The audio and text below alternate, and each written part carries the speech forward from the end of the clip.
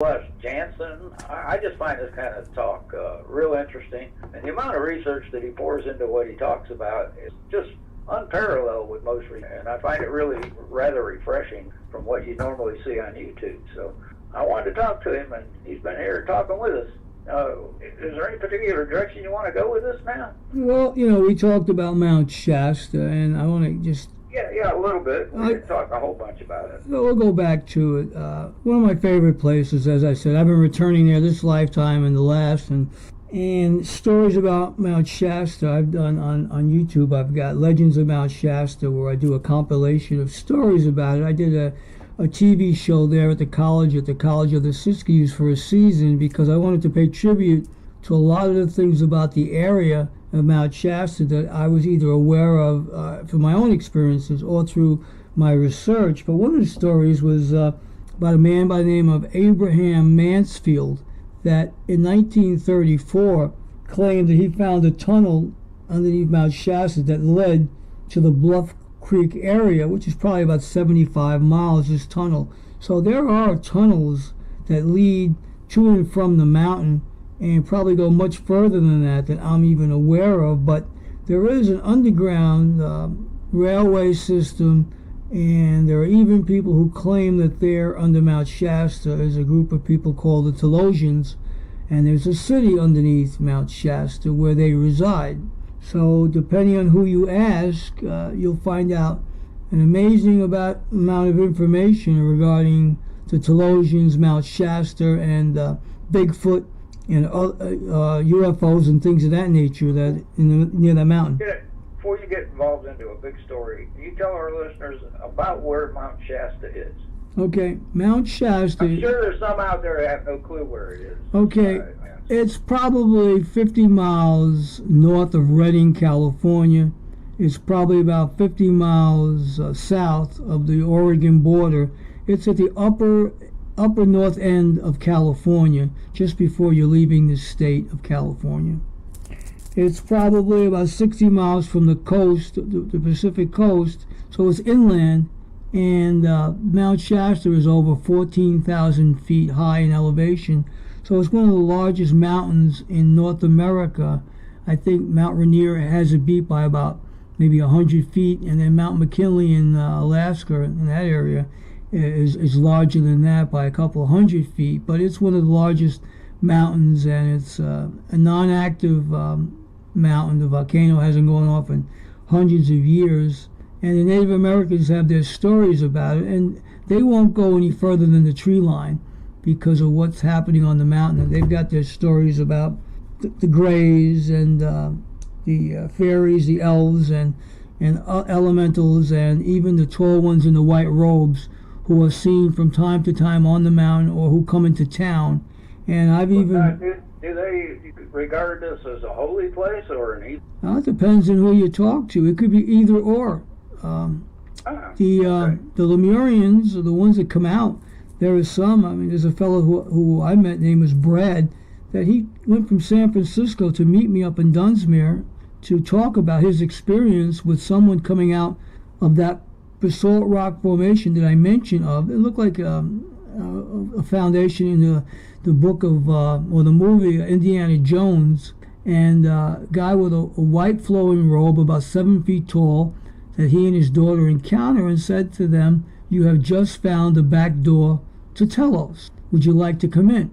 So this guy scared the bejesus out of Brad and his daughter, and they said, "No, thank you very much," and they turned around. He mysteriously was gone. So this changed his life. He put it up on the Weather Underground on a web page that he had, and he did a little annotation about it.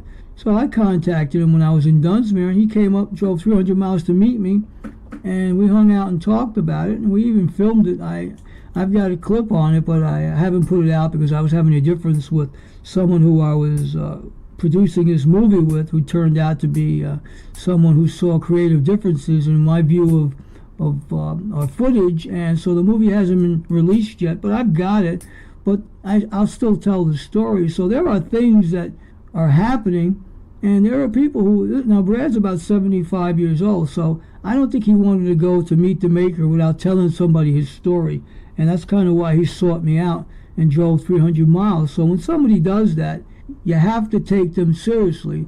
And he said the man spoke with a slight British accent. So these rope figures have been seen throughout Mount Shasta area, and there are many stories about that. And there are even rumors that President Grover Cleveland signed a treaty with the Telosian people of that mountain. Now, I'm sure if I was able to get into the archives of Washington, I might be able to find that treaty. But I'm sure they've got that treaty buried somewhere deep in the Smithsonian, so I'd never find it. Well, yeah, the Smithsonian is noted for hiding historical facts, but I don't, to me, 7 foot's not a giant. My great-grandfather was 7'3". Well, I agree with you. That's not a giant to me. Well, a giant to me is the artifacts that J.C. Brown. That's pretty tall now. Yeah. Well, especially for an Indian. Well, the artifacts that J.C. Brown found, they were 6.5 to 10 feet tall. All these skeletons. So here, that's a tall tale there. So that cannot be disputed to have 10 feet tall individuals, because no one today is of that height. So you have to say to yourself, there's something to this. 7 foot. 10 foot's pretty tall now. Yeah, 7 foot. We can watch a basketball game and find half a dozen guys who meet that height requirement. So that's not a stretch of the imagination. But 10 feet tall, like you say, is a tall tale. But the Native Americans claim that their people, the tall ones, were 8.5 feet or larger. And now, when you take into consideration the time period, people back in the 18th and 17th centuries, the average person was no bigger than 5'5". So 7 foot would seem to be a giant. Oh, I agree with you. You're preaching to the choir here. So you look at this, and when you hear stories like this, or you hear accounts like this, it does make you wonder, well, if this is true, then why don't we know more of it, or why is this information not readily available? Because this should be in Ripley's Believe It or Not. Smithsonian Men in Black. Well, that's exactly right. I'm in California looking around, and I had men come up to me and tell me that they got a bullet with my name on it, and that if I keep talking about this stuff, I'm going to meet the maker. So I take this seriously. No, I would if I were you. Do you have any plans on going back to Mount Shasta? Oh, absolutely. Absolutely. I plan to go up this summer. And for anybody listening, I'm bringing my taser with me. So I think I'd bring more than a taser. I'll give him a little tease of it. Pretty big mountain. I'm kidding. No, actually, I'll have about. There's even legends about the bears. Oh, absolutely. Yeah. That I found awful interesting. The bears there were actually more human-like to begin with. Well, you're exactly right. Cursed hand as feet. I just finished a 14-week shaman course with a Native American elder out of Colorado who's out of Shasta. He's got a sweat lodge there right by the college, and we became friends. And I just went through my shaman training, so now I'm officially able to do some of this shamanistic work that I might have probably done in Lemuria and other lifetimes that when I was previously here. But now I do have more spiritualism under my belt. And I realize I have more things to share with people in a spiritualistic way. And so I do know that I'm now tied more connectedly to my spiritual side. But yeah, I'm going back to Shasta, and I'll have my entourage with me. And I'm going to bring my love and light with me, and share it with others, and share my experiences, and touch people, their minds, their hearts, and their souls, and let them realize that if you've had experiences and you don't understand them, and share them with me, because I'm no different than you. There's things that we're all, waking up to, and realizing that it's not a hallucination, it's not a dream, it's not far-fetched. It's your inner self bringing things to the surface and letting you know that this is just some of your evolution that's being brought out, to you. Well, I tell you what, they went through back years ago, and they killed quite a few of the Sharman, however you pronounce. My old southern lips mess it up all the time. But you don't think that this might happen again? I mean, it was like in the 70s and the 80s. They killed quite a few of them here in North America and in South America. Well, the way I look at it, if we're on prison planet, we're on an evolutionary planet, then you'll be coming back again to finish your work. Even Jesus, when he talked about that he was born again, he was Elijah before him, other prophets before that. You know, God uses certain people and chooses them to come back again to finish undone work. So if that be the case, it'd be coming back to just continue your reincarnative process. And for those of us who evolved, we get a passing grade and we move on to higher education or higher ground in that particular case. So whatever happens, and we're just part of the plan, and I just listen to what Spirit tells me, as one friend who I mentioned earlier in this interview told me, and I just listen to the guidance, and I will know what to do next. The difference, Mad, between knowledge and wisdom is only knowing what to do next. So I just listen to the guidance, and I'll know if there's another story coming out of me, if there's another interview, if there's something I need to share, and at that point I will. Since you met your brother from past life, has your frequency increased? Do you see these beings now, or? Well, what I get, I'm auditory. What I get is I get to hear things, and I get to hear some people come in certain situations, and then they'll show me something, and I'll get a visual of what I'm supposed to do. So I'm more auditory. Do they show up in front of me as an image? No, I don't get it that way. I get it auditory, and then they'll show me a picture, like it's like a movie projector of what I'm supposed to see, or they'll give it to me in my dream state, and I'll wake up and I'll start writing down what I get. A lot of the times I might be in my dream state when I get it, because I asked to receive it that way. Or the first hour when I wake up, man, is when I get it. I have a pencil and paper with me, and I'll just write down. I quickly start writing, automatic writing what I'm getting. And then I ask, who's giving it to me? And they'll tell me who it's given to me. And sometimes it's my spiritual guides, and sometimes it's people who have crossed over, who are not here, who want to tell their tale. Sometimes it's people who were killed, who were strangled, who were murdered, and I guess they're in limbo. They haven't crossed over. They probably stayed in the bardo too long, and now they want to get out. And sometimes people don't realize that they're dead. Or like that movie in Ghost, like, I'm not supposed to be here, whatever. So you get to realize sometimes people caught in transition, or limbo as I'll call it, and they want to get to somebody who is a psychic intuitive and give it to them and say, do me a favor, help me out. People need to know that I was murdered, whatever. So I can tell you. Do you ever help them out, or do you send them in the right direction? I send them in the right direction. I'll give you one right now, and some of you can research this. There was a man by the name of Phil Oakes, and he was a country singer. He was a social activist during the 60s, friends with Bobby Dylan, and he was opposed to the war, the Cuban catastrophe, the Castro thing, and then Vietnam. And Phil ended up, they said it was a suicide, and he died in his sister's house in Rockaway, Queens, which is here not too far from where I am. And when I read the book, all of a sudden, I was playing his song, because, let me get one of his albums, and it stopped, and all of a sudden I heard him say, I got a message for you. You got to get it to my friend, and his friend's name is Jim. I'll just say Jim. And Jim was in Florida, and they were folk singers together at Ohio State College. So somehow I got a hold of Jim, and I said, Jim, I got a message from Phil. So he thought I was like pulling his leg. So I told him, and he happened to be in Dealey Plaza the day of the Kennedy assassination. So he got to see what happened that day, and then they planted him in the Texas Theater, and he got to see that there were two Lee Harvey Oswalds, not just one. They had a look-alike and a real one.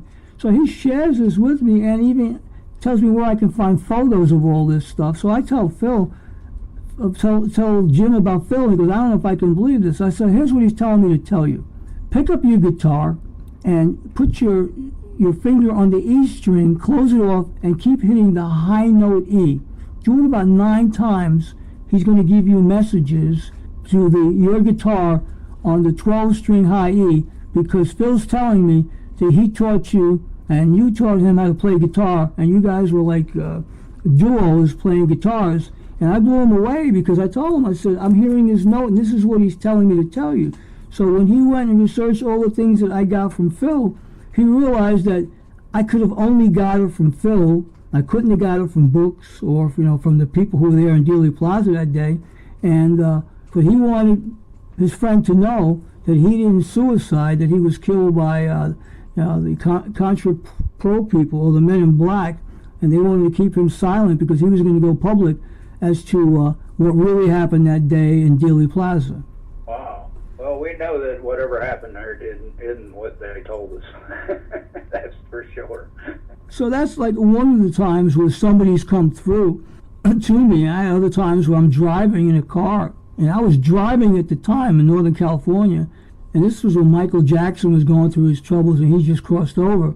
And someone asked me, could you bring in Michael Jackson? I said, well, if he wants to share a message with me. So for a half an hour, Mad, I'm driving the car. Now I'm driving about 35, 40 miles an hour to all these small towns in the eastern end of California, to the mountains coming down. And the whole time I'm communicating, or Michael Jackson's communicating through me. And every time a light would change, the light would keep changing. I didn't stop for one traffic light in 40 minutes. And I got the whole Michael Jackson transmission to a friend of mine who was taping the whole thing. So yeah, people can come into me at times and I'll share it, but I don't volunteer to people, oh, I can do this.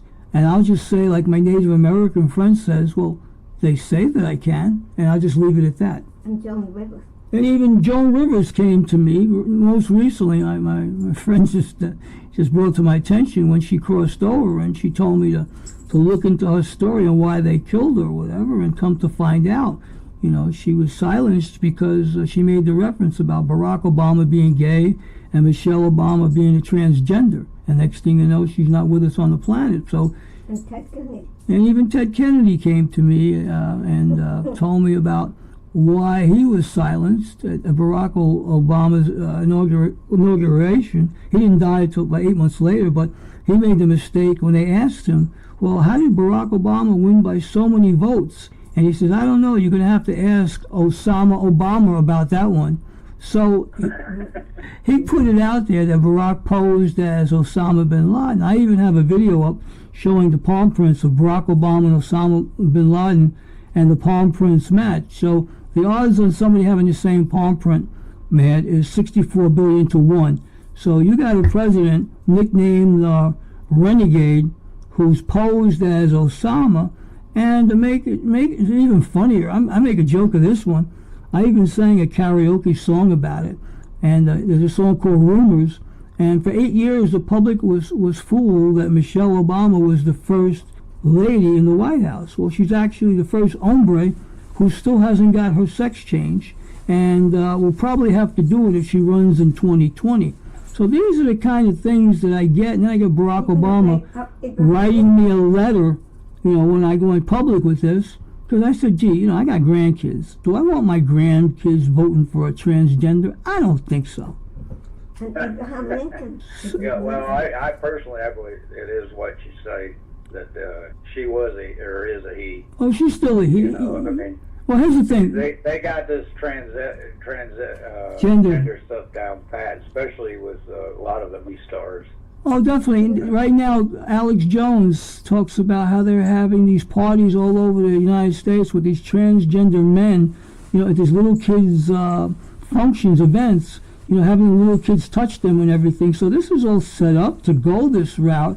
And the reason I'm bringing this up, like I said, because it's wrong. In the Bible, all the Bible is talked about, it's an abomination. All of a sudden, to get voters, it's okay. Well, no, it's not okay to dress that way, to act that way, to behave that way. It's just wrong. And I'm here to tell you, I'm old school, and I believe that when God created Adam, created Eve, he didn't create Adam and Steve, he created Adam and Eve, and before there could be a homosexual group, there had to be a couple that was a regular couple to create and procreate, to allow them to have this crazy damn behavior. So right now, Michelle Obama has a book out called Becoming. Now, that would be a proper title if Bruce Jenner had that as his book, because we know what he's becoming.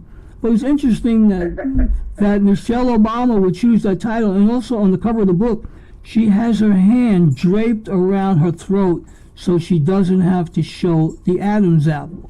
Now, if it walks like a duck, Mad, and it quacks like a duck, it's got to be a duck. But I'm not going duck hunting, but I'm just sharing with you what's wrong with America. So people like me, I get a target on my back, or people say, well, if you say it, you know what I mean, we're gonna end your life. No, you're not gonna end my life. I'm gonna end the people's lives who have fooled all of us for the longest time, and they're gonna have to leave. When they talk about building a wall, you know, I'm gonna tell Donald, you know what? It's not the Mexican people that are bad. It's 15-20% of the people who control us are the bad ones. The other 80%, there's nothing wrong with the general people. All they want to do is get an extra $100 in their paycheck a week, take care of their families, make a better life than their parents gave to them. What is wrong with that? I think nothing. Abraham Oh, Lincoln. I fully agree. And personally, I'm old school too. There's only two sexes, regardless. All the other ones are aberration of them too.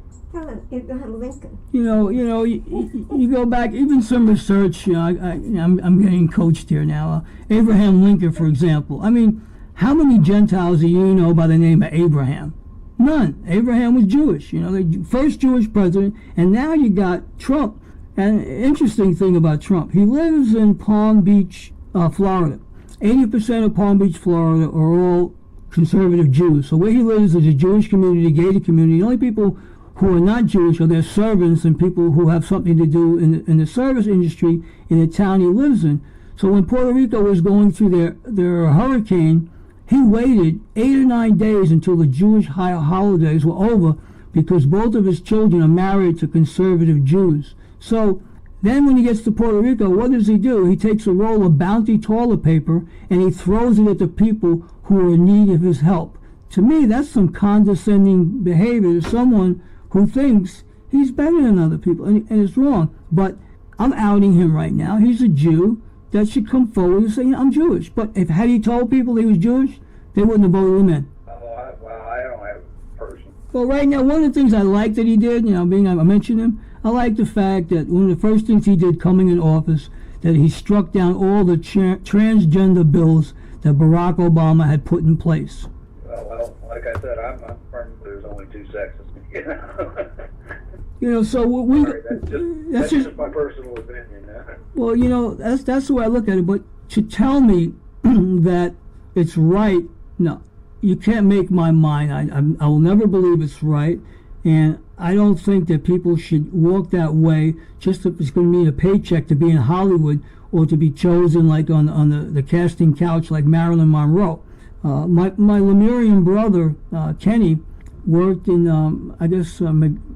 McDonnell Douglas, whatever, aircraft facility on the second shift with Marilyn Monroe, and they would put in rivets on the airplane wings. And he was trying to be an actor, and she was trying to be an actress, and they discovered her in a drugstore. But he was also an ice skater, and he was a stuntman for the Wild Wild West, the Robert Conrad TV show. And he had a relationship with Marilyn Monroe, and I learned from him things that you could only know as if there was first-hand knowledge, and why, for example, Joe DiMaggio was heartbroken with Marilyn Monroe because she didn't want to have children. And the reason why she didn't want to have children, because she didn't want to have conventional sex. So he was heartbroken that she would never give him a child because he would never be able to vaginally have sex with her. And these are things that you're not going to know unless you're speaking to people who are in the know about these things here. So, Marilyn, unfortunately, she heard things, she saw things, and she wanted to tell people things about the Kennedy assassination, and she's another one like Joan Rivers, who is not here as well. So, Marilyn, Joan, if you're listening, I love you, sisters, and hopefully after this performance of me talking about some of these things, if I do cross over, I'll be in good company. I don't think I have to worry about that. I find that all this stuff fascinating. I want to ask you about your past life. Do you remember anything about being in Lemuria? Yes, I do. You were Alexander the Great. Yeah, I remember.